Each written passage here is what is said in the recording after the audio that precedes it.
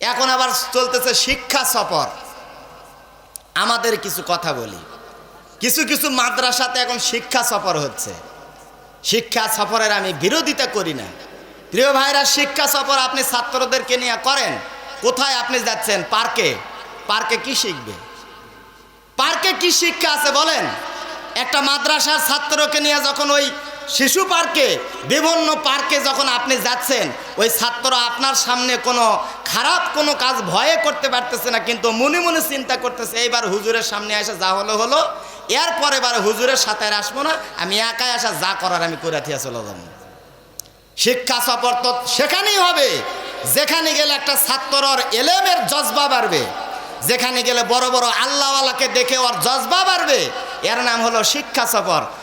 এই যে গতকাল আমার মাহফিল ছিল দিনের বেলা দিনাজপুরে মাহফিল ছিল আপনার পাকুরিয়া পাথর খুনির কাছে।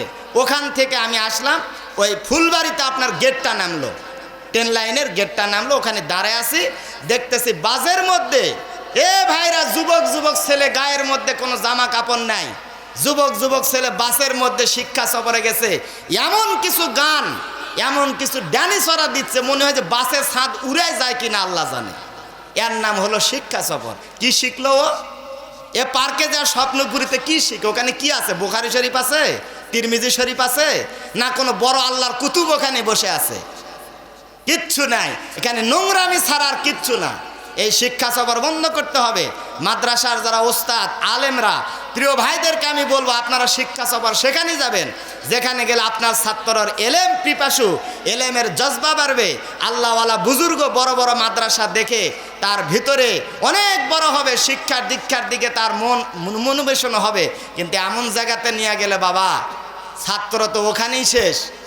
সম্মানিত ভাইরা, আল্লাহর বান্দা এই কাজী আবু বকর রহমতুল্লাহ আলাইহি, তিনি কোরআন তেলাওয়াত করতেছে, বলতেছিলাম মহিলারা কোরআন পড়া জানে না। এই যে ওয়াইফাই ইন্টারনেট কানেক্ট করে দিয়া ওই যে স্যার বসে আছে অফিসে, আর এই মহিলাটা ভালোবাসা জানলা দিয়া আরেক বিল্ডিং পাচার করে দিচ্ছে। স্যার অফিস থেকে সে বলতেছে খাবার দাও, করতে সাজানো আছে, বার আছে, তুমি নিয়ে খাও। আপনি হাদিস পড়ে দেখেন, বিশ্ব নবী সাল্লাল্লাহু আলাইহি সাল্লাম যুদ্ধের ময়দান থেকে বাইরে থেকে আসতেন, এসে বলতেছেন আয়েশা খাবার আছে? নবীর বিবি আয়েশা বলতেন যে খাবার নাই, আপনাকে এখনই বানায়া দিচ্ছি। আম্মা জান আয়েশা নিজ হাতে আটার খামিরা বানাতেন, খামিরা বানানোর পরে উটি বেলায়া যখন ওই চুলাতে দিতেন, বিশ্ব নবী সাল্লাল্লাহু আলাইহি সাল্লাম নিজ হাতে উটি ভেজে বিবিদেরকে নিয়ে একসঙ্গে খানা খেতেন। নবীজি বলছেন যে ঘরের মধ্যে স্বামী স্ত্রী সন্তানরা বসে একসাথে খানা খায়, ওই ঘরের মধ্যে আল্লাহ রাব্বুল আলামিন বরকত দান করে। সুবহানাল্লাহ।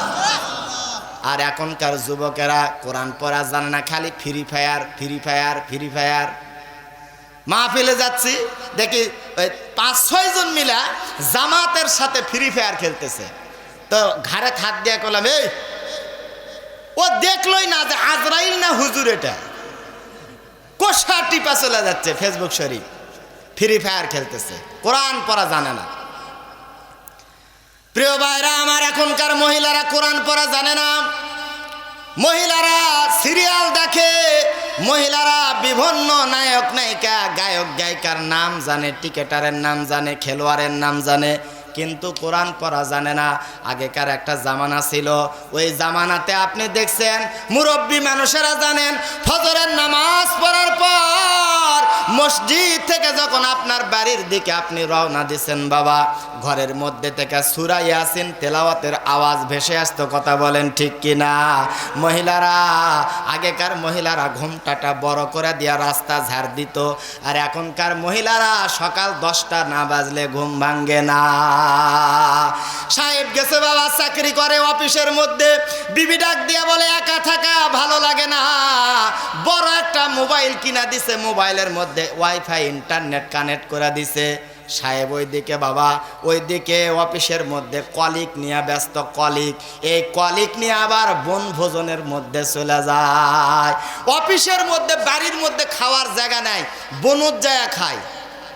এ ভাই আছে না, নাম দিছে বনভোজন। কিরে বাবা, খাওয়ার জায়গা কি ঘরত নাই? ওই বনুর জায়গা খাওয়া লাগবে কিসের জন্য? তুমি কি কুত্তা না শিয়াল নাকি?